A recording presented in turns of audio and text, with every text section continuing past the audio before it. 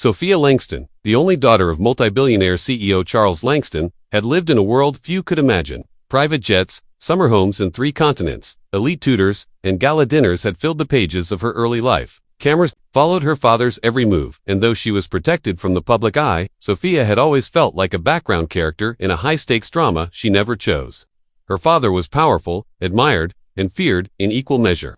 His grip on his corporate empire was legendary. His influence extended into politics, media, and philanthropy. The world saw him as untouchable, a titan of industry, a man who could solve any problem with the stroke of a pen. But that illusion shattered on a rainy October afternoon when a car accident paralyzed Sophia from the waist down.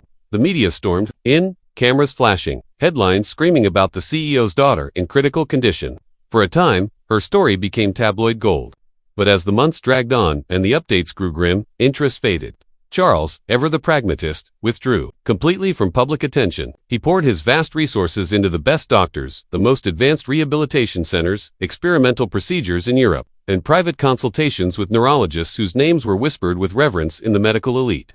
But the answer remained the same. Sophia would never walk again. Physically, her condition stabilized. But mentally and emotionally, she spiraled. The fire that had once glowed in her eyes of fierce curiosity, a sharp wit inherited from her mother, dimmed to near nothing. The girl who once challenged dinner guests with philosophical debates and composed piano sonatas by ear stopped speaking. Altogether, her room became her world, sterile, quiet, filled with expensive equipment and staff who tiptoed around her like she might break even further. Her father visited, of course, but always with a schedule, always with a call waiting. He cared, perhaps more than he knew how to show, but he couldn't fix this. And it gnawed at him like nothing had before. In another part of the same city, a man named Evan Carter was living a very different life. He was a single father, raising his 7-year-old son, Milo, in a modest apartment. Above a laundromat, Evan worked long shifts as a physical therapist at a community clinic, barely scraping enough to cover rent and school supplies. He had lost his wife to cancer 2 years earlier, and the grief had carved lines into his face far deeper than his age should show. But he never let it break him. For Milo, he was present. For his patients, he was patient. Evan wasn't rich. He wasn't powerful, but he was steady, compassionate, and had learned the rare art of listening. Their worlds should never have intersected. It happened by chance or fate, depending on who tells the story. Charles Langston's personal physician, frustrated with Sophia's lack of progress, sought out unorthodox options. He had heard of Evan through a colleague who praised his remarkable ability to connect with patients others had given up on. It was a long shot, and even Charles himself was skeptical. "We've had Ivy League doctors. What's this going to accomplish?" he'd muttered, but there was something in the desperation of the moment, or perhaps guilt wrapped in exhaustion, that allowed him to say yes. Evan's first visit to the Langston estate was surreal. The scale of the place, marble floors, velvet drapes, security teams, and personal chefs was foreign to him, but he kept his focus. He wasn't there to be impressed. He was there for the girl who hadn't spoken in weeks. Sophia didn't even look at him when he entered. Her wheelchair was turned toward the garden window, where a breeze stirred the flowers. She no longer ventured near. Her face was expressionless. Evan didn't speak right away. Instead, he sat a few feet away and pulled out a small sketchbook. Milo had drawn him a picture that morning, as he always did before work, a rocket ship flying toward a bright yellow sun. Evan placed it on the table, a silent offering, and just waited. After several minutes, he said quietly, "My son draws me a picture every day. I think today's is a good one." Silence. "He says rockets don't need wheels." A pause. Then a faint, nearly imperceptible twitch at the corner of her mouth. Not quite a smile, but something. That was the beginning. Evan returned daily. He didn't bombard Sophia with therapy, jargon, or false hope. He talked like a human. He told stories, some funny, some tragic, all real. He brought Milo sometimes, letting the boy's innocent chatter fill the sterile space with color. Slowly, Sophia began to respond. At first, just glances, then questions. Then, one day, laughter, soft, hesitant, but unmistakably real. Charles noticed, though he struggled to process it, he wasn't used to being the outsider in any situation, least of all in his daughter's recovery. He watched from a distance as Evan, this man from another world, connected with Sophia in a way no one else had. It stung his pride at first, but over time, that sting gave way to gratitude, even humility. Evan never pushed Sophia beyond what she was ready for, but he challenged her emotionally. He brought in books she once loved, reminded her of the world outside her window, invited her to roll through the garden path with him and Milo, where Milo insisted on pushing her wheelchair despite it being far too big for his small hands.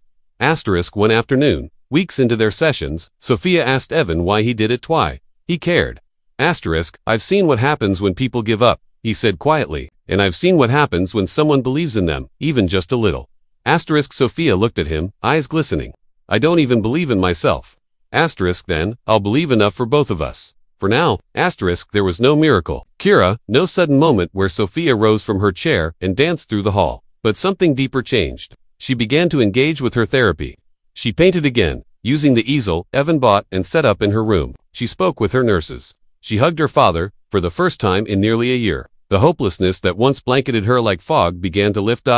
Charles, in his own quiet way, changed to he began to cancel meetings just to sit with her. He asked Evan questions not just about therapy, but about parenting, about grief, about love. It was the first time in a long time he admitted he didn't have all the answers. And in that vulnerability, he began to reconnect, not just with his daughter, but with the humanity he'd buried under decades of ambition. People often say that love is the great equalizer, but sometimes it's humility. In this story it wasn't money or influence that broke through despair. It was something far simpler and far rarer. The courage to care, consistently, without condition. Two worlds, one shaped by power, the other by perseverance, collided in the most unexpected of ways, and out of that collision came something greater than either could have achieved alone.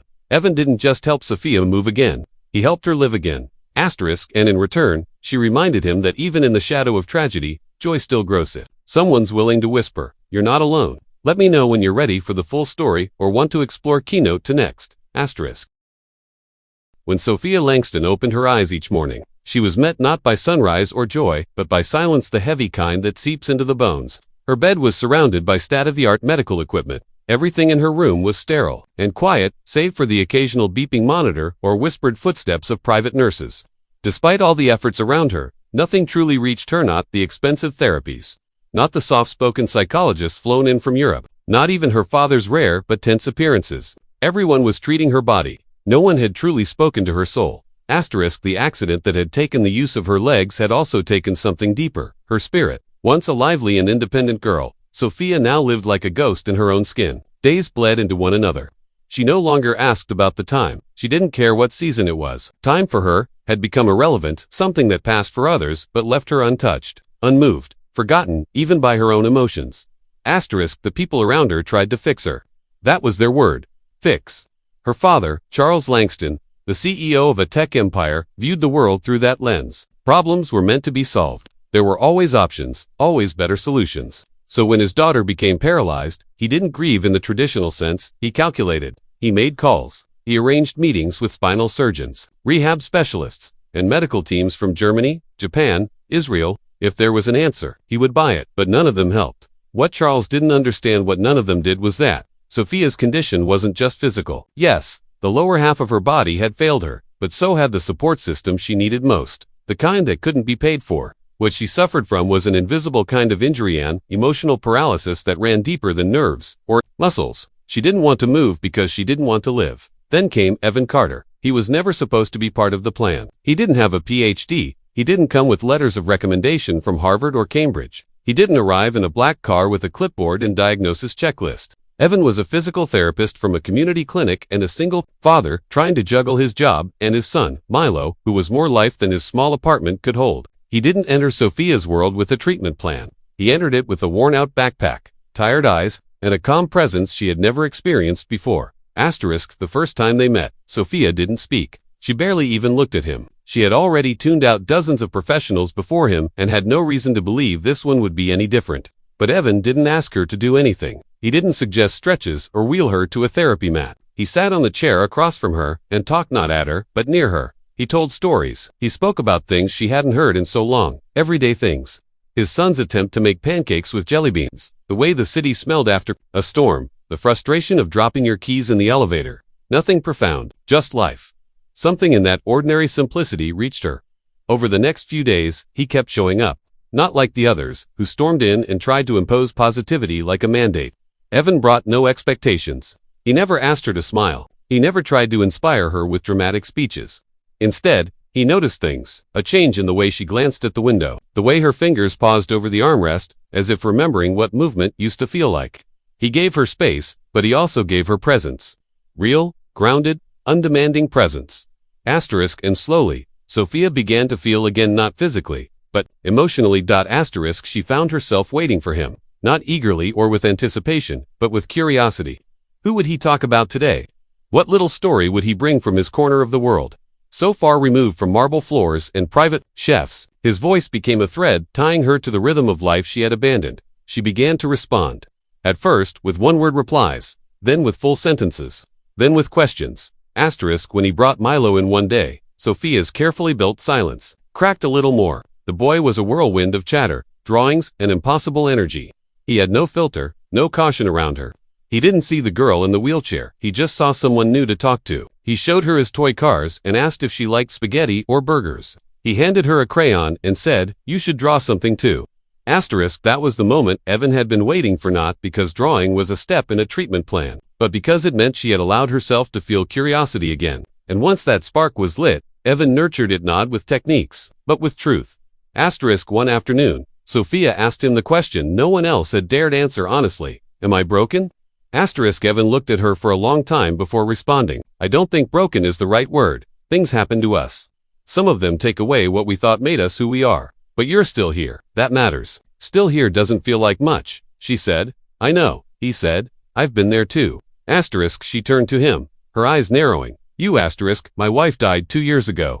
For a while, I thought the world stopped. I kept doing things, working, cleaning, making food for Mila, but inside, I was stuck. I didn't want to feel anything, because I thought feeling would break me more. Asterisk, what changed?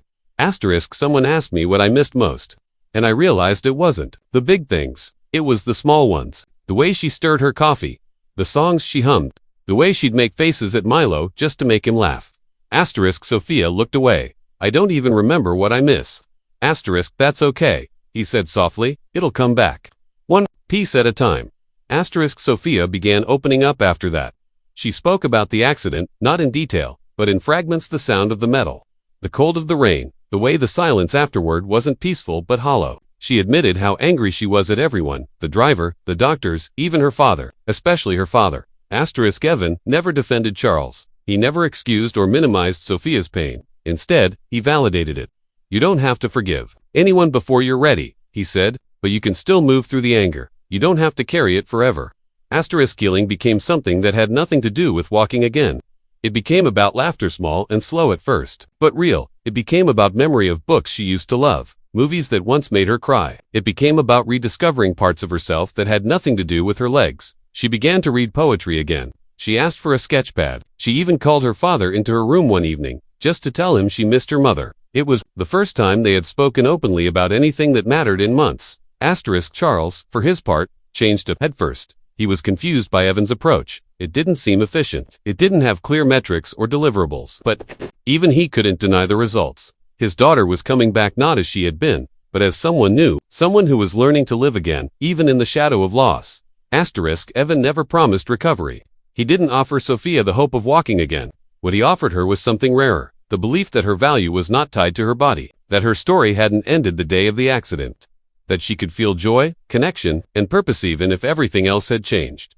Asterisk, this wasn't the kind of healing that came from surgeries or procedures. It was slower, deeper, quieter. It was the kind of healing that happened when someone met you exactly where you were and stayed there, without trying to drag you out too quickly.